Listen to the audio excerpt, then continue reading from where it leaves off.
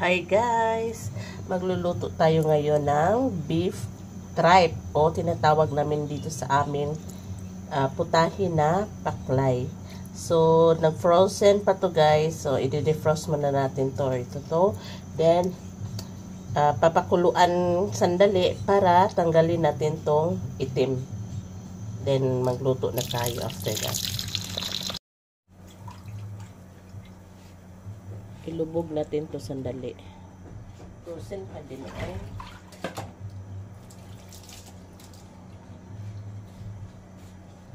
Sandali lang.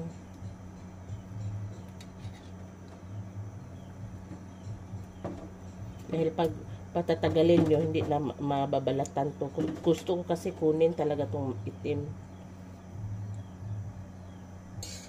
Takpan muna natin sandali.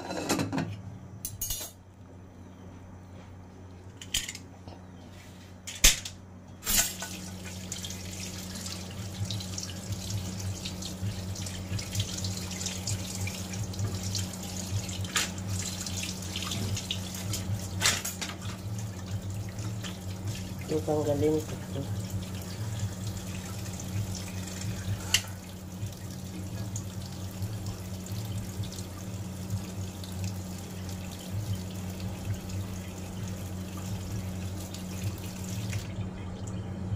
Salamat at napaka-easy lang oh. Diba?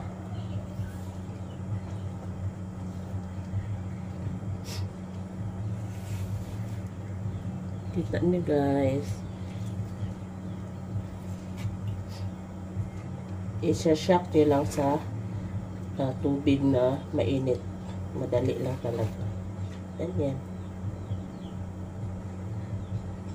Ganyan lang. Tapos ito, lilinisan din natin to. Tatanggalin yung mga parang cyst niya.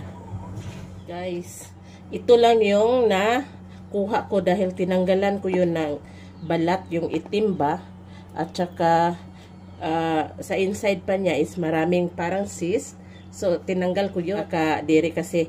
Tapos itong parang lean lang yung natira, yung parang lean ba, sana unod, ayan. So ito malinis na yan. Kukuha muna tayo ng pangsahog natin. So pipili tayo dito. Siguro dahil gamay ra ba kay tawagan na. Dahil hindi marami, konti lang 'yun. Lagay tayo ng kaunting carrots. Then ano pa ba? Bawang. Then sibuyas. Ano ba? Bakit ang kunti ng bell pepper? Isa lang yung bell pepper. Ay, meron pa.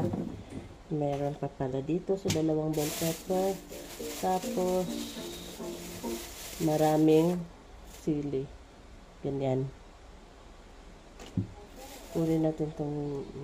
Iwan ko ba kung ilalagyan ko ng patatas? Sabi hindi. So, ito yung pangsahog niya. May idinagdag pala ako na guys, spices. Yun ay luya. Ito yung pinaka-importante pa naman sa paklay. So, igisa na natin yun at start na tayo sa pagluto. Ang daming oil. Kunan natin.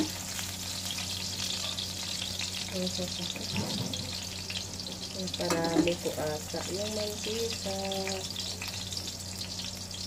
Tama na yan. Sunod natin itong bawang.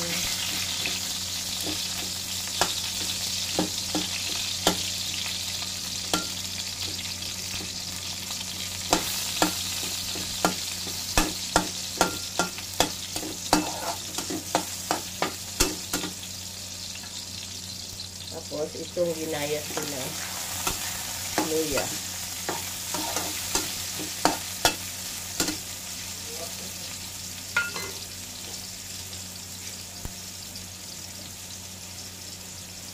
Timplahan na natin yan ng asin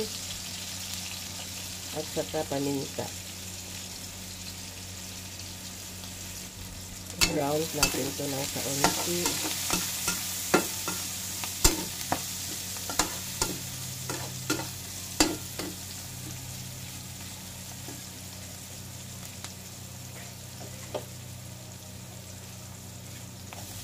Pag naging mabango na yan, lagay na natin itong ating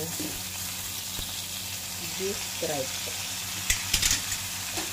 Kumunti na. Dahil nilinisan ko talaga.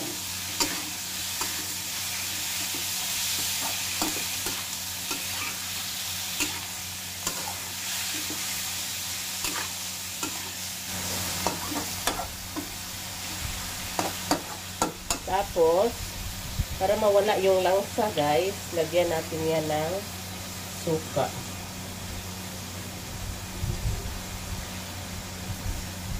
Promise, hindi ito mga ngasim. Kasi di natin ito hahaluin. Pababayaan natin yung maluto ang suka. Pag ganyan kasi, di yan nangangasim.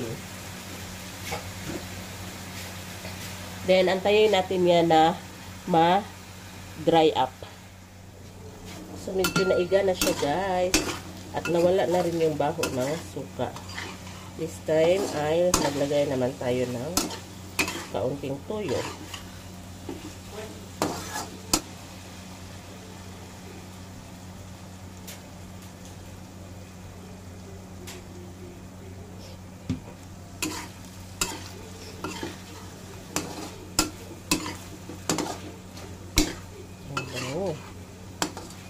So, matigas pa to, kailangan pa natin yung sabawan para maging malambot.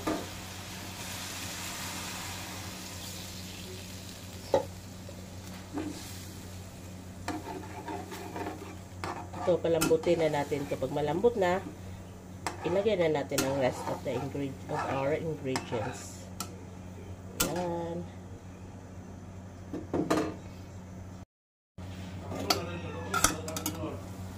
Yan.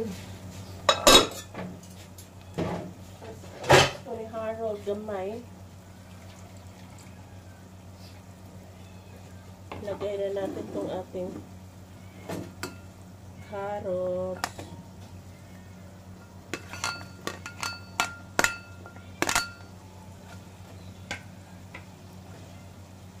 Hapit na rabas kain.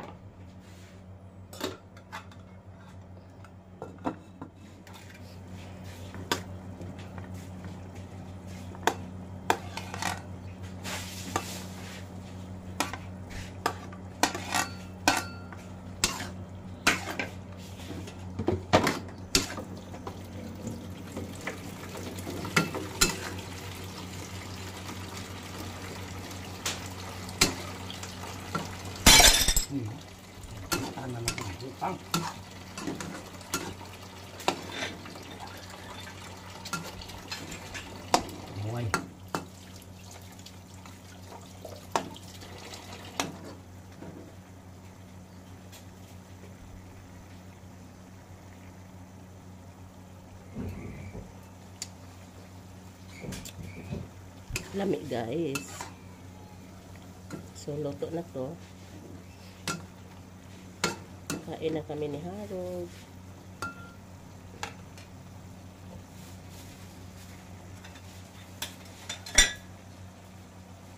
Ito na yung aming paklay. Kakain na si Harold. Ayan, ito lang yung nagawa ko guys. Dahil marami tayong nilinis. Ayan. At saka yummy talaga. Yummy. Ayan, kain.